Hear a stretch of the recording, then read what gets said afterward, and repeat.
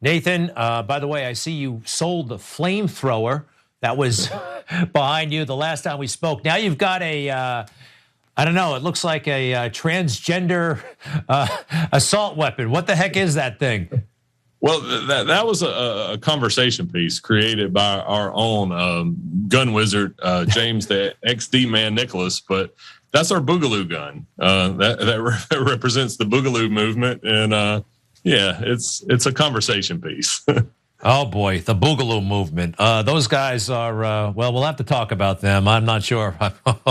Yeah. The Boogaloo boys, come on, man. They're bad news, right? All right. We got it. I'm sure they are, but we were paid to do the gun, and, so we did it. All right. Of course, everything within the law, and you are operating very much in the law down there at Blount County Tactical. Nathan Kirk, thank you, sir. And let's go, Brandon. Let's go, Brandon. That's fun.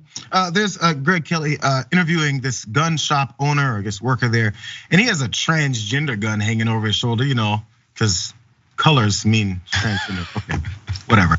But he was paid to do it. Now, I felt that discomfort there as they were talking about the Boogaloo gun, because it's the Boogaloo movement, which apparently this guy has no idea what it is. But Greg Kelly kind of didn't want to be connected to it.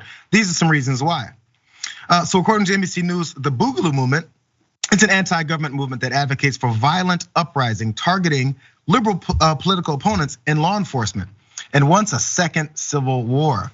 And the current Boogaloo movement was first noticed by extremism researchers in 2019, when fringe groups from the gun rights and militia movements to white supremacists began referring to an impending civil war and using the word Boogaloo, which is joking reference to Breaking 2, Electric Boogaloo, which is a 1984 movie about breakdancing.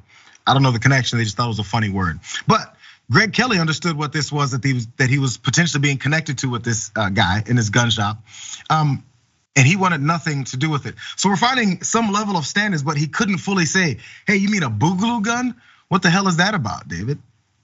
Yeah, it's amazing that we have finally found the line, I guess, for some conservative media, and that's at violent uprising. That's where they draw the line. But understand, they don't draw the line there because they care. They draw it there because they're afraid of potential financial ramifications or legal ramifications for engaging in propping up the Boogaloo boys. So it's all done here. His attempt to try and question the brief questioning there was about this. It's all done to just protect Newsmax, legally and financially. But it's, these are the kinds of people they have on now. Just like, hey, these gun nuts, like these are just regular guests. This is a normal day at Newsmax. Well, the whole point is not to really spread any kind of news or talk about things that the folks that they're looking to support or that they're looking to support will do for the country, what their agenda is, what's on the slate of legislation. It's crazy how that works. Maybe these guys are legislate or govern in a way that actually helps people. They're not looking for that. And I think it's illustrated this. Let's jump down to the next shot, you guys, because as Greg Kelly was interviewing this guy, this is what's happening with Sean Hannity with Donald Trump as well, I believe it was yesterday. They're asking very normal questions like, so what is your opposition to President Biden? Which is a very basic, normal question, I would think, but this is the answer that he came up with.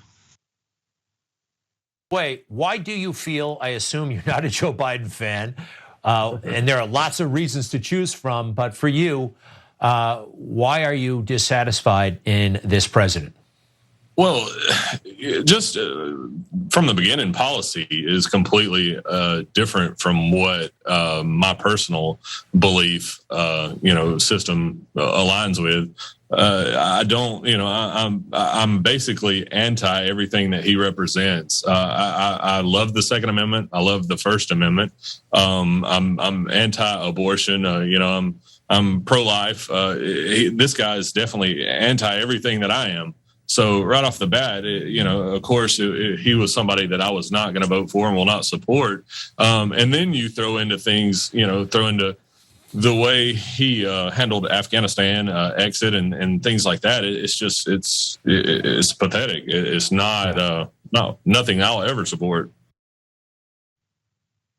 That was a devastating dissertation about what he's against Joe Biden about. I'm gonna get your thoughts first because I listed a few of the things that he said, Dave. Yeah, these people have no real, I was gonna say ideology, but they have an ideology, but they have no real criticism or awareness of what the administration is doing or has done.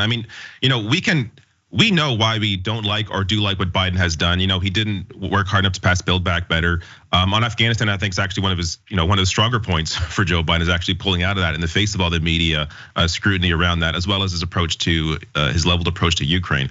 But you ask a conservative, because a lot of the focus is simply on the cultural moments, what's happening, month to month. If it's today, it's Mr. Potato Head. Tomorrow, it's something else.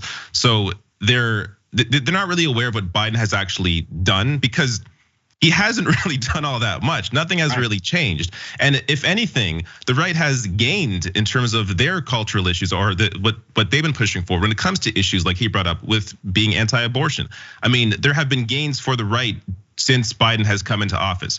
So the idea that Biden somehow has changed everything and his life is all different now, it's BS, because nothing has really changed.